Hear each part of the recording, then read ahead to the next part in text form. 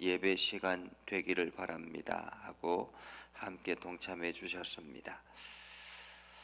출애굽기 13장 11절에서 22절 함께 읽겠습니다. 여호와께서 너와 내 조상에게 맹세하신 대로 너를 가나안 사람의 땅에 인도하시고 그 땅을 내게 주시거든 너는 태에서 처음 난 모든 것과 내게 있는 가축의 태에서 처음 난 것을 다 구별하여 여호와께 돌리라. 수컷은 여호와의 것이니라. 나귀의 첫 새끼는 다 어린 양으로 대속할 것이요 그렇게 하지 아니하려면 그 목을 꺾을 것이며 내 아들 중 처음 난 모든 자는 대속할지니라. 후일에 내 아들이 내게 묻기를 이것이 어찌 됨이냐 하거든 너는 그에게 이르기를 여호와께서 그 손의 권능으로 우리를 애굽에서 곧 종이 되었던 집에서 인도하여 내실세 그때에 바로가 완악하여 우리를 보내지 아니하며 여호와께서 애굽 나라 가운데 처음 난 모든 것은 사람의 장자로부터 가축의 처음 난 것까지 다 죽이셨으므로 태에서 처음 난 모든 수컷은 내가 여호와께 제사를 드려서 내 아들 중에 모든 처음 난 자를 다 대속하리니 이것이 내 손의 기호와 내 미간의 표가 되리라. 이는 여호와께서 그 손의 권능으로 우리를 애굽에서 인도하여 내셨음이니라 할지니라.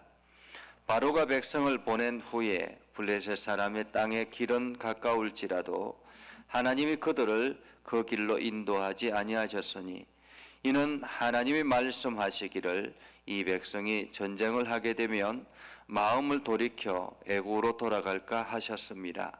그러므로 하나님이 홍해의 광야 길로 돌려 백성을 인도하시매 이스라엘 자손이 애굽 땅에서 대열을 지어 나올 때에 모세가 요셉의 유고를 가졌으니 이는 요셉이 이스라엘 자손으로 단단히 맹세하게 하여 이르기를 하나님이 반드시 너희를 찾아오시리니 너희는 내 유고를 여기서 가지고 나가라 하였습니다. 그들이 숲곳을 떠나서 광야 끝 에담의 장막을 치니 여호와께서 그들 앞에서 가시며 낮에는 구름 기둥으로 그들의 길을 인도하시고 밤에는 불기둥을 그들에게 비추사 낮이나 밤이나 진행하게 하시니 낮에는 구름 기둥 밤에는 불기둥이 백성 앞에서 떠나지 아니하니라. 아멘. 오늘도 하나님의 은혜가 여러분에게 가득하기를 바랍니다. 여러분들이 하는 모든 일들 속에서 하나님의 능력과 하나님의 영광이 드러나기를 주님의 이름으로 축복합니다. 우리가 이 땅에서 살아갈 때 가장 필요한 것이 있다면 그것은 바로 신앙 고백일 것입니다. 우리가 하나님이 나를 인도하셨다라는 사실과 하나님께서 나와 함께하고 있다는 사실, 그리고 내가 하나님의 백성이다라는 이 사실, 이 신앙 고백이 우리의 삶의 가장 근본이 되어야 하고 이것이 바로 될 때 우리는 올바른 길을 걸어갈 수가 있게 되는 것입니다. 오늘 이스라엘 백성들에게 하시는 하나님의 말씀입니다. 오늘 하나님께서 11절 12절에 보면 너와 내 조상에게 맹세하신 대로 너를 가나안 땅에 인도하시고 그 땅을 내게 주시거든 이렇게 말하고 있습니다. 이 말은 이스라엘 백성들이 히브리 민족이 광야의 뜨돌이 생활을 끝내고 안정된 자기의 집을 차지하고 자기의 땅의 소유가 있을 때 안정된 생활을 할 때에 그때가 되면이라는 말입니다. 그때가 되면 처음 난 것을 다 구별하여 여호와께 돌리라. 수컷은 여호와의 것이니라 라고 말하고 있죠. 여기서 수컷은 여호와의 것이니라 라는 말은 이때 당시에는 그 모든 생각이 이게 수컷을 통해서 계속 이어져 내려왔다라고 생각을 하고 있었기 때문에 그렇습니다.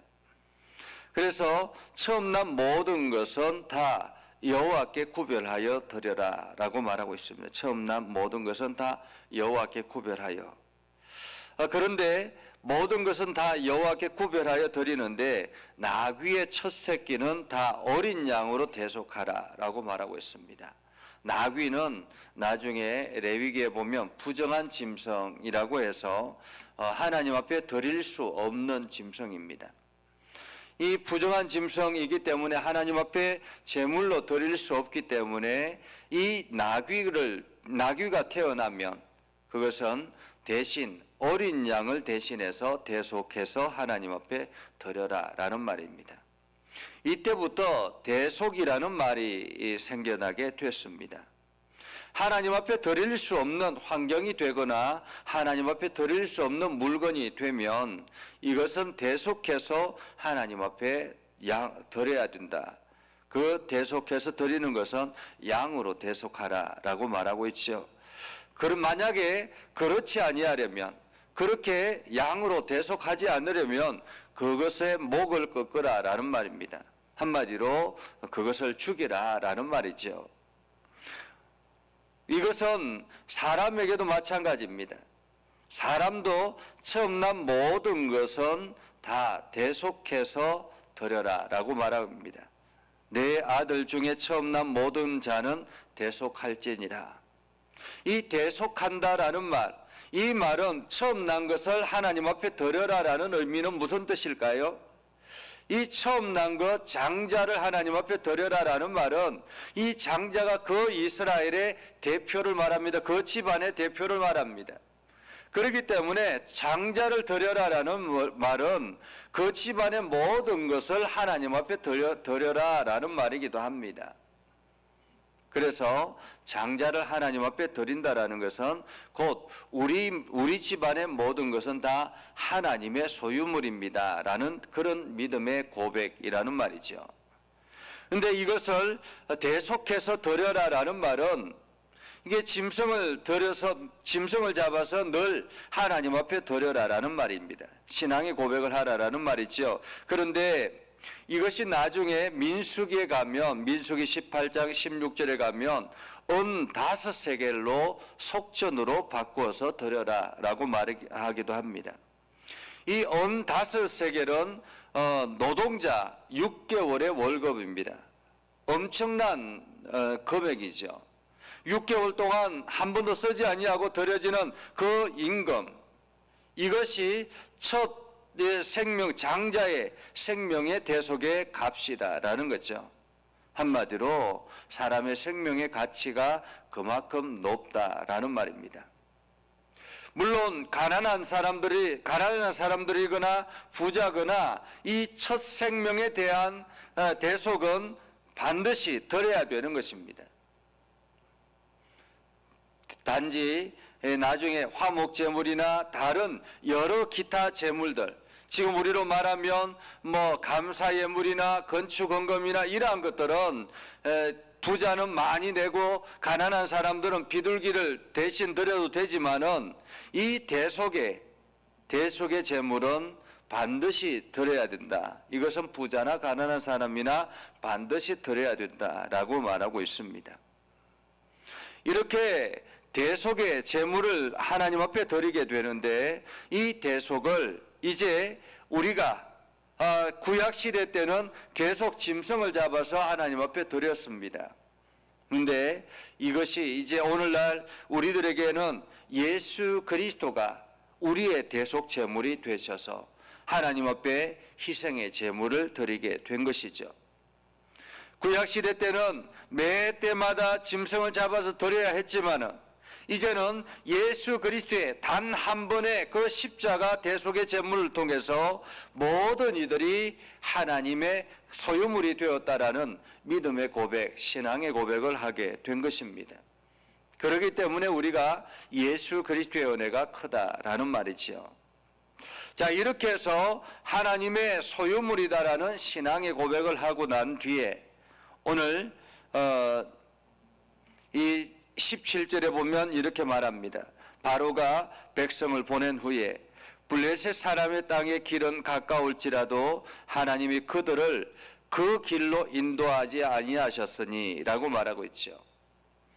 이스라엘 백성들이 하나님 앞에 대속의 제물로 하나님 앞에 첫 장자를 대속의 제물로 드리라라고 말씀하시고 난 다음에 하나님께서는 이스라엘 백성들을 블레셋 땅의 사람의 가까운 길로 인도하지 않았다라고 말하고 있습니다. 이 말은 이스라엘을 이끌어 가시는, 인도하시는 분이 여호와 하나님이다라는 거죠. 왜 하나님께서 이스라엘 백성들을 이끌어 가고 있습니까? 그것은 바로 이스라엘 백성들이 하나님의 소유된 백성이기 때문에 그렇습니다. 그런데 하나님께서는 이스라엘 백성들을 이끌어 가실 때에 블레셋 땅에 가까운 길로 인도하지 않았다라고 말하고 있습니다. 이것은 가까운 길은 어떤 길이냐면 카라반이라는 그런 왕의 대로입니다. 이 왕의 대로는 유목민들이 주로 사용하는 길인데요. 이 애굽 땅에서 지중해를 거쳐서 지중해 길로 해서 바닷길로 해서 수르 강야를 거쳐서 가나안 땅으로 들어가는 길입니다. 그렇기 때문에 지금 이스라엘의 최남단에 가자 지구라는 그 지역이 있는데 그 지역을 통해서 이스라엘 백성들이 들어가게 되는 가장 가까운 길이 되는 것이죠.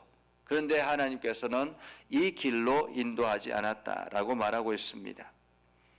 이 길로 인도하지 않았다라는 말은 오늘 하나님께서 말씀하십니다. 왜 그 길로 인도하지 않았느냐 하면 이 백성이 전쟁을 하게 되면 하나님은 이스라엘 백성들의 상태, 심리 상태를 너무너무 잘 알고 있다라는 것입니다. 이들이 만약에 이 쉬운 길로 걸어가다가 왕의 대로를 향해서 걸어가다가 전쟁을 만나게 되면, 왜냐하면 이 길은 이게 바닷가를 끼고 있기 때문에 사람들이 살아가는 동네들이 제법 많이 있다라는 거예요. 그리고 방어 시설들이 갖추어져 있는 그러한 곳입니다. 그러니까 이 길로 걸어가다 보면 엄청난 군대가 이 길을 걸어가게 되면 전쟁을 하게 된다라는 것입니다. 전쟁을 하게 되면 이스라엘 백성들이 불평하게 되고 원망하게 되고 왜 우리를 이렇게 전쟁하게 내버려 둡니까? 라는 그러한 마음을 가지게 된다라는 거죠. 그래서 하나님께서는 이스라엘 백성들이 전쟁을 하게 되면 마음이 돌이켜 애굽으로 돌아갈까 해서 돌아갈 수 없도록 지금 홍해 바다를 건너게 하셨다라는 것입니다. 자, 18절에 보면 이렇게 말합니다. 그러므로 하나님이 홍해의 광야길로 돌려 백성을 인도하심에 이스라엘 자손이 애굽 땅에서 대열을 지어 나오실 때에 라고 말하고 있죠.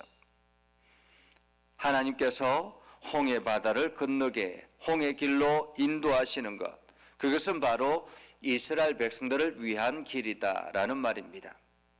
때로는 우리가 여러 가지 많은 험난한 역경을 겪으며 살아갑니다. 너무너무 쉽게 그냥 걸어가면 될 텐데 인생이 고단하고 여러 가지 장벽들이 우리 앞에 주어질 때가 있습니다. 어떤 사람들은 그 장벽을 만남으로 인해서 예수 그리스도를 신앙 고백하게 되고 하나님을 믿고 의지하게 되기도 합니다. 건강 때문에 하나님을 만나는 사람도 있고 또한 파산으로 인해서 하나님을 만나는 경우도 있고 이러한 여러 가지 많은 인생의 굴곡을 통해서 하나님을 만나는 경우들도 많이 있죠. 또 한편으로는 하나님을 믿고 나아감에도 불구하고 여전히 실패를, 여러 가지 어려움을, 고난을 겪게 되기도 합니다. 그것은 바로 하나님께서 우리를 점점 하나님의 나라를 향해서 이끌어가는 하나님의 뜻이다라는 사실을 우리는 기억해야 할 것입니다. 그런데 오늘 19절에 이스라엘 백성들이 애굽 땅에서 나올 때에 모세가 요셉의 유고를 가졌다라고 말하고 있습니다. 모세가 요셉의 유고를 가졌다. 요셉은 어떤 사람입니까? 요셉은 이스라엘 백성들의 430년 전에 살았던 사람입니다. 어쩌면은 히브리 민족들에게는 자랑거리가 될 수 있죠. 그런데 오늘 요셉의 그 자랑거리 때문에 요셉의 유고를 가진 것이 아니라 요셉이 히브리 민족들에게 후손들에게 늘 단단히 부탁한 맹세하게 한 말씀이 있었던 것입니다. 그것이 무엇이냐면 하나님이 반드시 너희를 찾아오시리니, 하나님이 반드시 너희를 찾아오시리니, 여기서 찾아온다라는 말은 마치 부모가 자녀가 길을 잃거나 자녀가 어떤 어려움 처해 있을 때 그때에 부모가 자녀를 이끌어 가기 위해서 찾아온 것입니다. 그렇게 하나님이 애굽에 종살이하고 있는 이스라엘 백성들을 찾아오시면 그때 내 유고를 여기서 가지고 나가라 라고 부탁했던 것입니다. 이것은 히브리 민족들에게는 꿈이요 희망이었던 것입니다. 하나님의 약속이었던 것입니다. 하나님의 약속, 그 약속을 히브리 민족들은 늘상 마음에 품고 있었던 것이죠. 그런데 그 약속이 현실이 되어서 지금 그 유고를 들고 출발을 하게 된 것입니다. 미국의 프라마운튼 픽처스라는 영화사가 있습니다. 그 영화사 대표가 쉐리 랜싱 회장이라고 하는데요. 이 쉐리 랜싱 회장은 밑바닥에서부터 시작해서 거대한 영화사를 만든 그러한 입지적인 인물이라고 합니다. 그런데 그가 늘상 사원들에게 이런 이야기를 했다고 합니다. 과정을 즐겨라, 성공을 염려하지 말라.